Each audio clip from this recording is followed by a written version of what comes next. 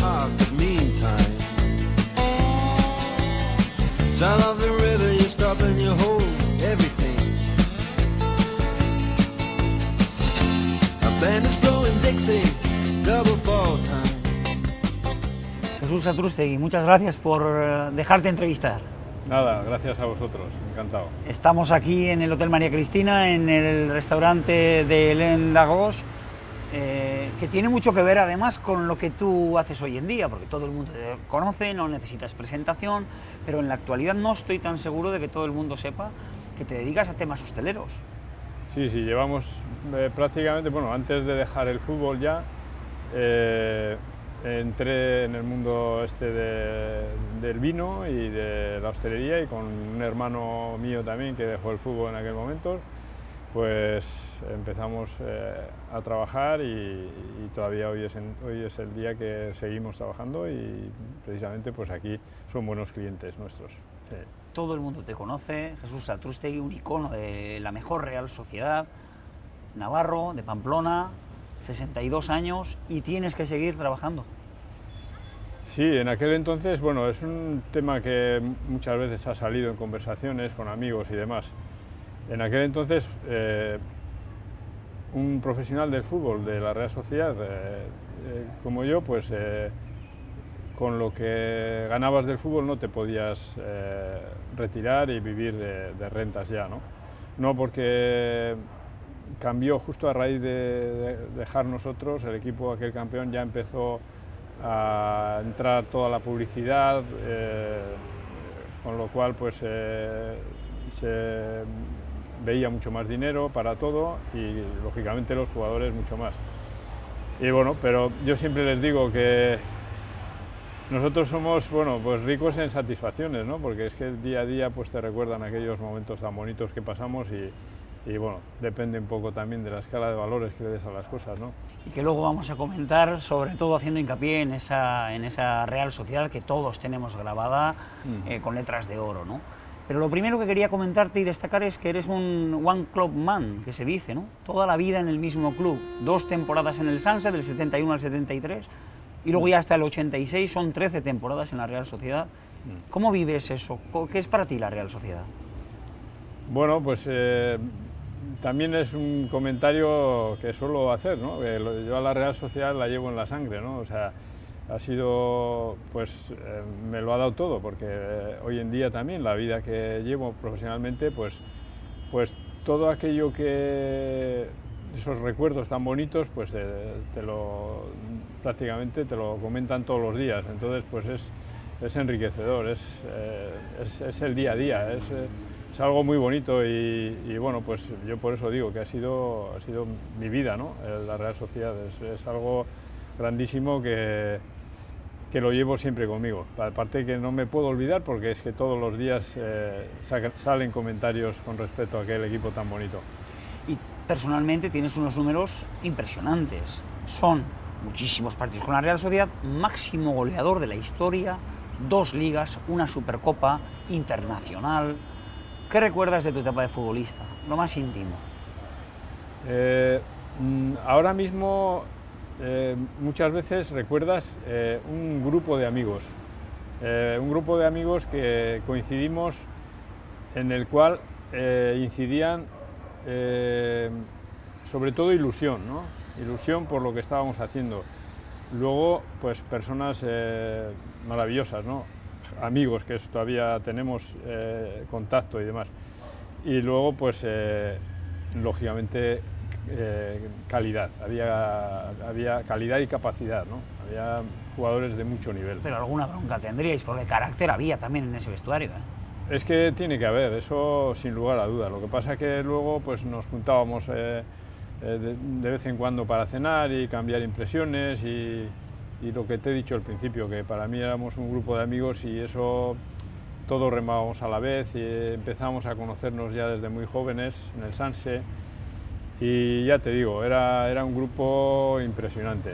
Sí. Hoy en día se utiliza mucho lo de qué maravilla de vestuario tenemos y tal, se sigue hablando, no solo en la Real Sociedad, en muchos sitios, pero es comparable una caseta hoy en día con todos los negocios, intereses cruzados, lo poco que dura la gente en los clubes, ¿es comparable con aquello? Yo creo que no. Es un comentario que suelo hacerlo mucho también, que me siento extraño yo en este mundo, en este fútbol de hoy en día. ¿Por qué? Porque lo poco que toco en determinados momentos por circunstancias de, pues yo qué sé, el mismo hijo mío está metido ahora en el fútbol y lógicamente veo los entresijos, cómo se manejan las cosas y demás, pues realmente me siento extraño. Ves cosas y lógicamente pues ha sido mi vida y entiendes, ¿no?, las cosas cómo funcionan y hoy en día pues ves que hay cosas que hay mucha gente que va al fútbol a servirse del fútbol, no a servir al fútbol como había en aquel entonces.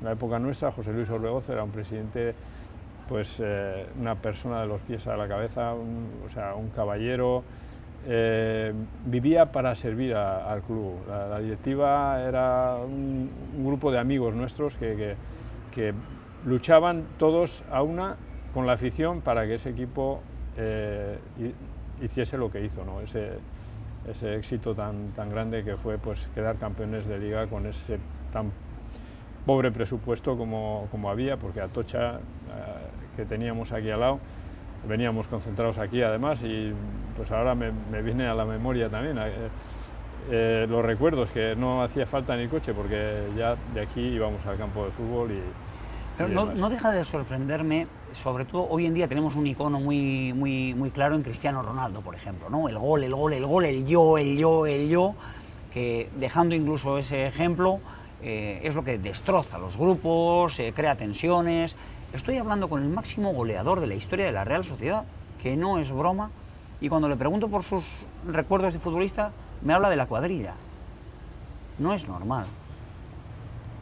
Es que es lo primero que me viene, o sea, se consiguió aquello porque había un grupo de amigos, de grandes personas, con una gran calidad, lo que te he estado diciendo. Entonces, pues se consiguió aquello, ¿por qué? Pues porque había todas esas cosas que hoy en día veo que a ver, vamos a entrar en un tema que no me gusta hablar, ¿no? Pero el dinero, nosotros prácticamente no pensábamos en el dinero. ¿Por qué? Pues porque eran unas cifras que no se pueden comparar a las de ahora. Entonces, pues yo recuerdo Luis Arconada, nuestro capitán, pues hablaba con nosotros, con el equipo y comentábamos más o menos las primas que tendríamos, partido ganado fuera, partido en casa, e incluso entonces, pues te voy a dar un detalle, que las primas las solíamos repartir entre los que jugaban, no jugaban, o sea, era algo mucho más, no sé cómo decir la palabra, ¿no? Era como todos remar en la misma dirección, ¿no? Pensar todos por todos, ¿no? Por el equipo. Hoy en día, claro, con esas cifras que se manejan y demás, pues claro. No lo ves en el fútbol actual, ni siquiera en la Real. Ver lo que ese espíritu esto que de te grupo, estoy contando. esa familia, pero de verdad. También es difícil porque, claro, entonces éramos todos de aquí, éramos un grupo de aquí, que nos habíamos conocido desde chavales, en juveniles, y claro, pues hoy en día eso, los objetivos son inmediatos. Tienes que conseguir resultados ya, tienes que meter goles ya, si no, no vales. Era otro tipo de mentalidad. El propio fútbol de alguna forma empuja al futbolista a ser más individualista. Por supuesto, es que hoy está aquí un jugador, mañana está en otro lado y claro, pues tiene que luchar, es hasta comprensible, entre comillas, ¿no? Pues por su propio... Se tiene que adaptar al negocio y cómo está montado esto, ¿no? Eso es, y claro, y todo va en esa dirección, entonces es difícil desmarcarse de eso. Bueno, yo entiendo que hay jugadores con un gran corazón y que juegan a fútbol, se les ve el carácter, el fútbol, muchas veces digo yo pues que en el fútbol le conoces a la persona que tienes al lado, porque en realidad luego pues ves en la vida que es lo que es en el fútbol, ¿no? Has mencionado a Luis Arconada, antes has mencionado también la calidad que había en aquel vestuario, Zamora, López Ufarte, Alonso, me dejo a los demás, porque todos la tenían, ¿verdad? Pero es innegable que de cara al aficionado, y creo que a uno mismo un poco también, el que hace el gol, el que mete el gol, por lo menos ese calambrazo, tanto del que lo mete como de la grada, en este caso de Atocha, ese instante de meter el gol es especial. Eso solo lo hace el 9, entiéndase, el 9, ahora llevan el 44, pero bueno, son los 9, ¿no? ¿Qué has sentido tú al meter los goles? Pues era una inyección de alegría tan inmensa que es que no se puede describir, ¿no? con palabras, ¿no? El momento del gol, el momento de que pues, se culmina por lo que estamos trabajando, ¿no? por ganar el partido y el gol es el que decide las cosas, ¿no? Yo he tenido la gran satisfacción pues eso, pues, de estar ahí, ¿no? Y claro, pues para mí no puedo describirte exactamente qué palabras, pero hoy en día, pues hablando con el chaval, le digo, pero si el gol es una inyección de alegría enorme, trabaja para eso, ¿no? Y bueno, pues en aquel entonces pues era yo el indicado, pero vamos, el equipo trabajaba para que pudiéramos ir para adelante y el poder hacer los goles, ya te digo, era una inyección de alegría que no puedo, con palabras no te puedo describir, porque es tan grande eso que... Quizás con un gesto. Has sido un 9 goleador, por supuesto, bregador, luchador, trabajador, que lo ha dejado todo en el campo, con un extraordinario remate de cabeza, todo lo que tiene que tener un 9, pero yo creo que en la retina de la afición de la Real Sociedad está también lo inmediatamente posterior. Tu celebración, tu gesto de gol, yo creo que eso lo lleva marcado en mi generación, anteriores, posteriores, quizás con ese gesto de rabia tan característico tuyo, ¿es como lo describirías? Sí, es la explosión de alegría. Ahora mismo, por ejemplo, cuando, yo qué sé, ahora ya no, porque tengo las rodillas un poco ya complicadas, ¿no? Para hacer deporte, cuando hago, por ejemplo, pues pádel, o he jugado a pádel, o juegas con los amigos, a lo que sea, pues es el gesto, todavía me sale ese gesto, ¿no? Cuando, por ejemplo, la Real triunfa y mete un gol, yo qué sé, pues cualquiera, Aguirreche, o pues hago lo mismo, ¿no? Es el gesto, ¿no? O sea, es un gesto de alegría, de explosión de alegría, ¿no? Mucha gente que nos estará viendo en este momento pagaría una entrada solo por vértelo hacer en el sofá. Ha cambiado mucho el 9 también. Hablamos de un 9 clásico, permítame la expresión, bregador, gol, cabeza, lucha, garra, casta, pero hoy en día hay muchos tipos de 9, porque luego hubo también, siempre ha habido el que era solo rematador, tipo Hugo Sánchez, ¿no? Sería quizás el icono, pero hoy en día ya el abanico de tipos de delantero ha cambiado mucho. Aldrich, tuvimos aquí un delantero exclusivamente gol, que era un maestro, pero el fútbol está todo inventado, tú sabes. ¿Con además, cuál te quedas? Son, no sé cómo decirte, son diferentes,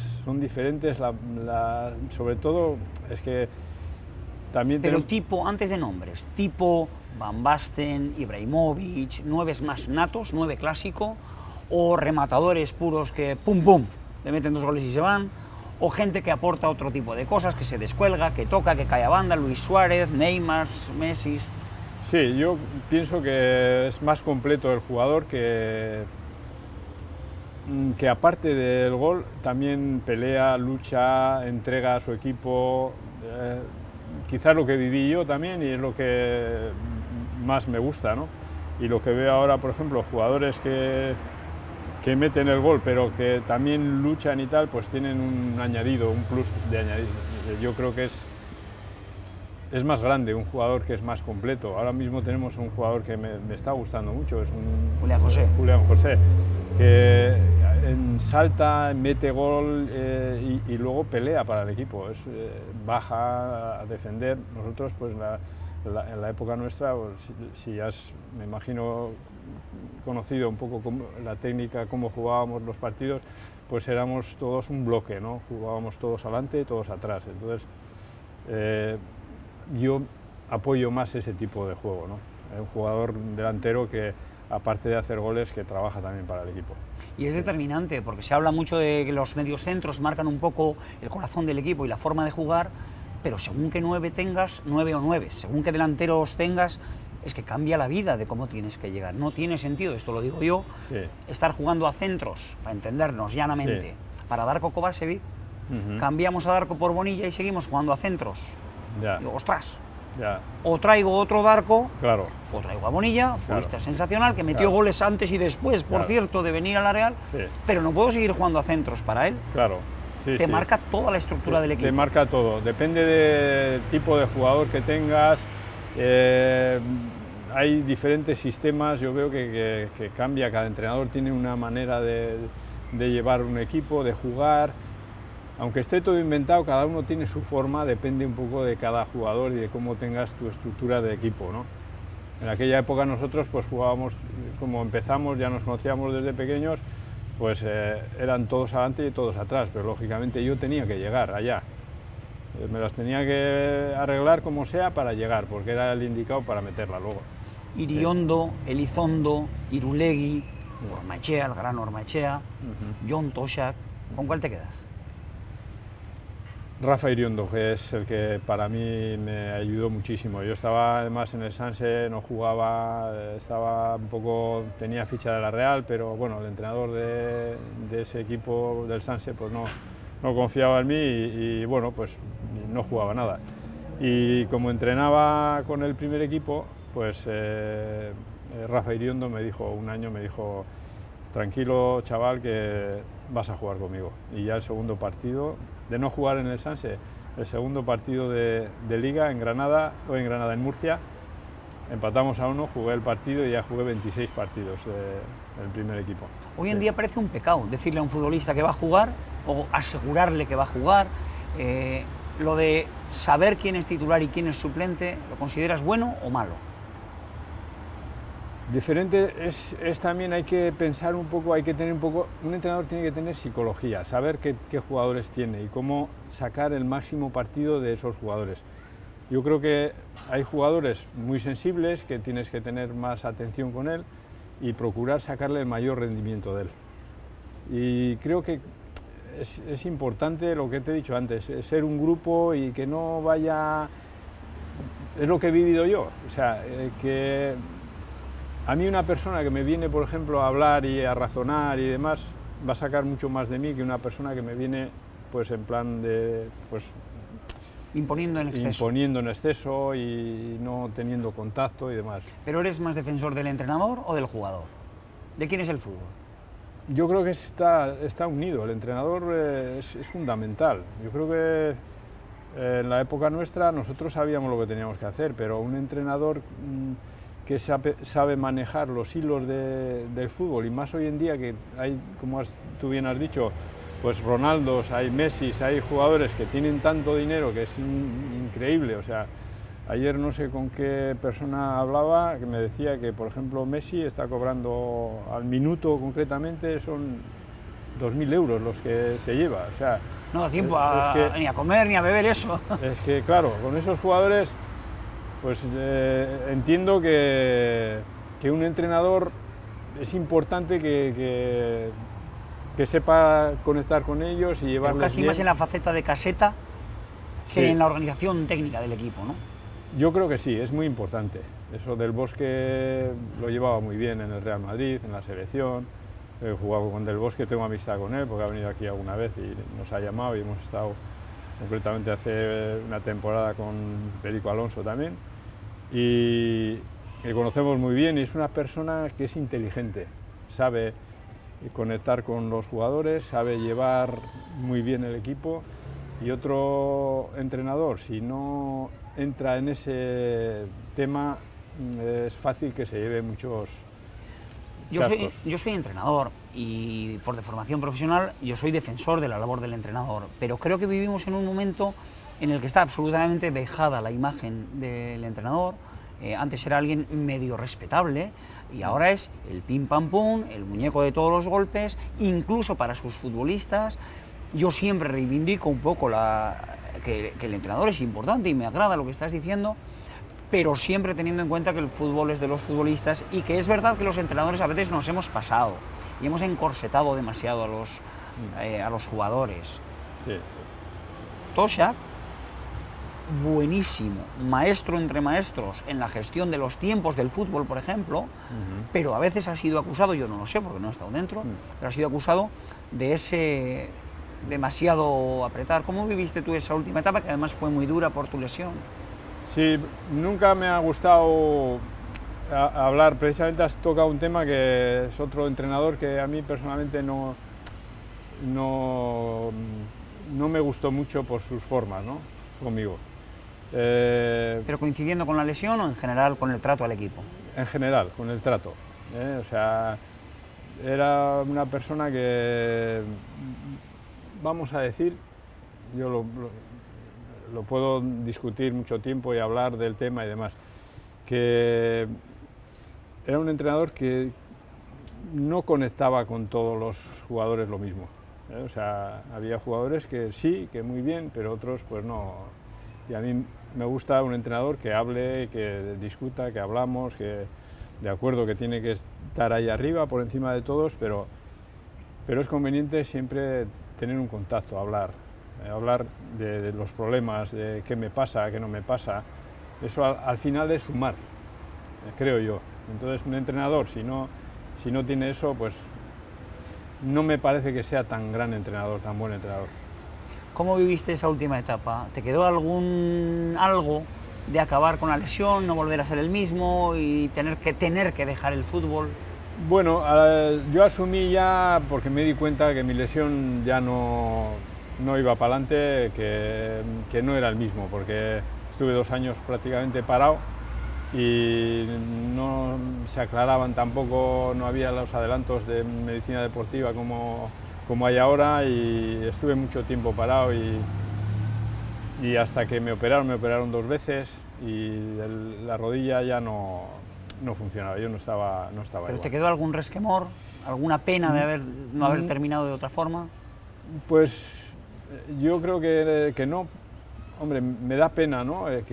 Porque yo me lesioné con 28 años, o sea, en lo mejor estaba. Me acuerdo que Miguel Muñoz nos llamó a Luis Arconada y a mí para que nos cuidáramos, que éramos los 2 únicos que nos íbamos a seguir en la selección, de aquella selección que fuimos al Mundial y demás.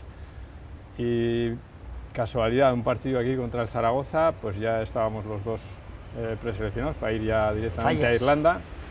Y Zayas, un paraguayo, me estuvo dando todo el partido y en una de estas que le regateé y ya me iba, en la banda de la tribuna me enganchó por detrás y me rompió todo.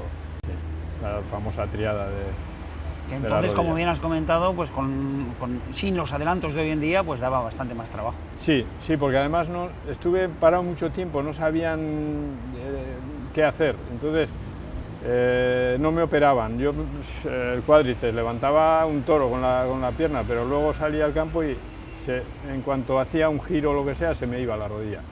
Y claro, en cuanto fui a Francia, me dice el médico, el doctor, todavía me acuerdo, Ambert me operó primero y luego Ambert y Moyen, 2 médicos muy prestigiosos en aquel momento, y me dijeron, pero si tienes esto, tienes roto, me hicieron primero una operación porque no tenía permiso del club todavía para hacer la operación fuerte, y luego ya me operaron la segunda vez, pero jugué algunos partidos, pero ya no.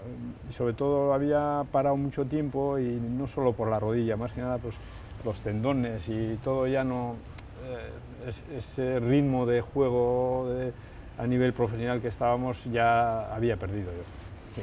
De todas formas, sabes y eres consciente de que tu nombre, tu estela, todo lo que significa Jesús Satrústegui sigue vigente y va a seguir para toda la vida Real Sociedad, pero además has mencionado varias veces, tenemos a un chaval que también es delantero, está en el Calahorra. Está en el Calahorra, y sí. Ha hecho 5 goles en 7 partidos. Sí. ¿Tenemos futbolista? Bueno, tiene cualidades, es un chaval que tiene cualidades. Lo que pasa es que ha tenido problemas con lesiones, ha tenido este año cuando estaba en el Promesas y empezó jugando, el entrenador que no había confiado nunca en él, pues ya empezaba a confiar y estaba jugando y se rompió la clavícula y luego se rompió también el tobillo, una lesión de tobillo, y jugó los últimos partidos de ascenso, que subieron además, y bueno, pues le vinieron a buscar de Calahorra y ahora está como una moto. Contento, está bien. 5 goles en 7 partidos no es tan fácil, No, ¿eh? está bien, está bien. ¿Tenemos delantero para la Real Sociedad? Yo pienso que eso ni me lo planteo, es un chaval que yo le digo, está haciendo ingeniería, está estudiando, que es lo más importante, tiene cualidades, porque si no se lo diría yo, y sigue, le digo, sigue en el fútbol, diviértete, que es lo más importante, y lo de salir jugador, pues yo lo veo complicado, en el mundo de hoy la verdad es que lo veo complicado, tiene que haber alguien que vaya, le vea, le guste y demás, y bueno, y siga para adelante, pero es complicado, porque hay muchos hoy en día también, yo creo que lo tienen más difícil los futbolistas, porque es que son equipos de primera. Yo recuerdo el chaval que ha estado en Osasuna, en el Promesas, durante estos años, pues traían jugadores de todo el mundo allá, o sea, en la época nuestra, pues la Real se suministraba pues, de jugadores de aquí, de casa, de Pamplona, de Guipúzcoa, y éramos 2 o 3 navarros, Celayeta, Vaquero y todos los demás de aquí, no había extranjeros, y ahora eso es complicado. Ahora te traen de todos los lados, y hay un chaval en Canarias que es bueno y venía al equipo digo, bueno, pues es más difícil. ¿Sería posible hoy en día plantearse algo como aquello?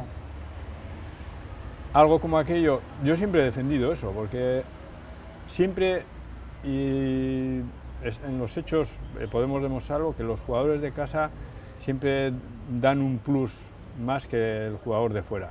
¿Por qué? Pues porque están más identificados con la ciudad, con su familia. ¿La Real presume de estar hoy en día tirando de cantera? Bueno, más aún.